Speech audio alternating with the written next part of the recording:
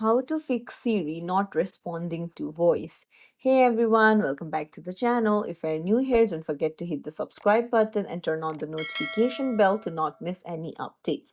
So, is your Siri not responding? Then you're in the right place. I'll teach you a few ways to solve it. For that, you'll need to open up your settings first and then go to Siri. Now, here, make sure that Siri is toggled on. For that, you'll need to go to Talk to Siri and then make sure that the tick option is set to Hey Siri or Hey Siri. And then also toggle on press side button for Siri.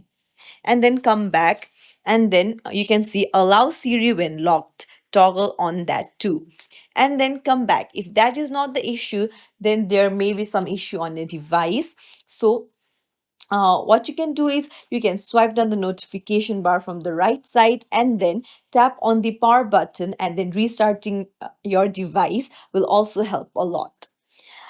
However, if your device is also not the issue, then the issue might be the software. So you can go to General and then tap on Software Update and make sure that your software is updated to the latest version. And I hope something will help.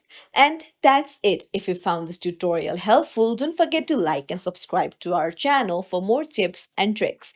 Thank you for watching. See you in the next video.